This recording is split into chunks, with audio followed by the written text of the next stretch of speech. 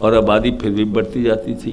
अभी अखबार में आज ही था कि खैर, सबसे पहले पॉपुलेशन कंट्रोल वो हो ही नहीं रहा। मैं इसकी मिसाल एक ही देता हूँ छोटी सी, कि मेरे घर में 3-4 यूके से सर्वेंट्स आए हुए। तो मैंने उनसे पूछा तुम्हारे कितने बच्चे, तो एक 24-25 साल का लड़का क्या कहता है कि मेरे 5 बच्चे। अच्छा, फिर दूसरे से पूछा, कह रहा है मेरे 4 बच्चे। ड्राइवर से पूछा कितने, कह रहा मेरे 5 बच्चे। तो आप ये बताइए कि अगर यंग लोगों का ये हाल है, और मैंने कहा तुम्हारे पेरेंट्स के कितने, कह रहे थे 11 बच्चे थे, कोई कह रहा है 14 थे। अब ये मैं आपसे पूछ रहा हूँ कि अगर ये हमारी जहालत का हाल है, अब वो यहाँ आ रहे हैं, यहाँ के क्या कर रहे हैं, कोई रोटी पका रहा है, कोई ड्राइवर कर रहा है, कोई सफाई का काम कर रहा है, उन्हें यह है कि जी हमें यहाँ जॉब मिल गई, चलिए हो गया। अच्छा, अब आप आगे देखिए उनकी तरबियत तो कुछ भी नहीं होगी ना यहाँ यंग, और वो वहाँ कमा रहे हैं, बीवी और बच्चों के साथ अकेली पड़ी है।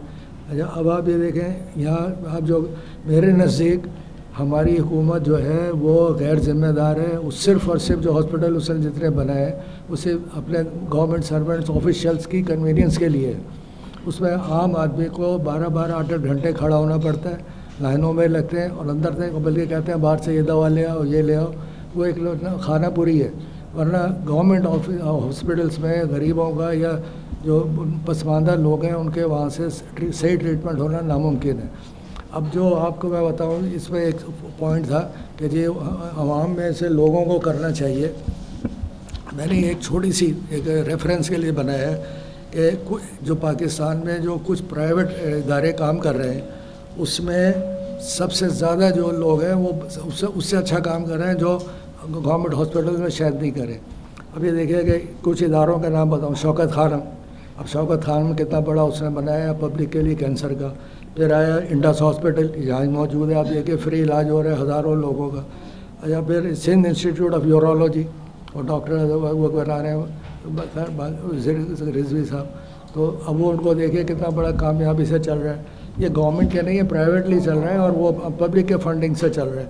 अच्छा, अल मुस्तफ़ा वेलफेयर ट्रस्ट है वो है। फिर आपका ये बना रहे हैं हमारे जनरल साहब फातमीद खून के लिए कर रहे हैं। फिर अल खिदमत फाउंडेशन है, mother and child health fair hospital है। फिर ये इसके बाद हेल्थ केयर आ गया, सोशल वेलफेयर एसोसिएशन, जिसे HASWA कहते हैं, फ्री मेडिकल ट्रीटमेंट। फिर होप है एक के नाम से, उसमें मदर एंड चाइल्ड हेल्थ की। फिर दी हेल्थ फाउंडेशन है, ये सईद अल्लाह वाला नसीम अल्लाह वाला चला रहे हैं।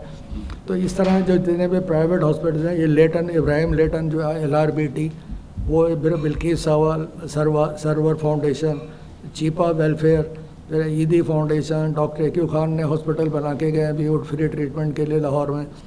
अच्छा, इस तरीके से इतने इदारे यहाँ काम कर रहे हैं, ईदी कर रहे हैं।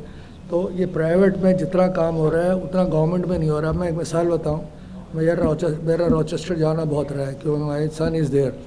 तो मैंने उसको देखा, वहाँ पे 1 मिलियन की आबादी है रॉचेस्टर के, न्यूयॉर्क में, और उसके यहाँ 5-6 हॉस्पिटल हैं जो आगा खान से 4-5 गुना बड़े हैं, और उनके अंदर यूनिवर्सिटी की भी एजुकेशन होती है। हॉस्पिटल्स में यूनिवर्सिटी ग्रेजुएट्स निकलते हैं। तो यहाँ हमारे यहाँ कराची में 3 करोड़ की आबादी में 4-5 हॉस्पिटल है। तो आप ये बताइए कि यहाँ हुकूमत क्यों नहीं लगाती तालीम पर, उस पर और तालीम पर सेहत पर तो पैसे ही नहीं खर्च होता। सिर्फ़ और सिर्फ जो होता है वो मेरे जितने भी हॉस्पिटल्स हैं, अगर कोई गवर्नमेंट सर्वेंट ग्रेड के हिसाब से जाता है तो उसके हिसाब से उसका ट्रीटमेंट होता है कि VIP 11 10 18 ग्रेड का, 19 20 21 22 और VIP, दैट्स इट। आम आदमी का तो कोई पूछने वाला नहीं। तो आप जो कहते हैं, इस पर एक सवाल था कि आम आदमियों को, पब्लिक को चाहिए कि वो इसमें मदद करें। तो मदद तो ऑलरेडी कर रहे हैं। जितना ये प्राइवेट इंस्टीट्यूट में काम हो रहा है, सैकड़ों इदारे काम कर रहे हैं और वो बहुत अच्छा काम कर रहे हैं उनका मुकाबले में जो गवर्नमेंट इंस्टीट्यूट कर रही है। तो ये चंद अल्फाज हैं, बाकी और लोग बताएंगे।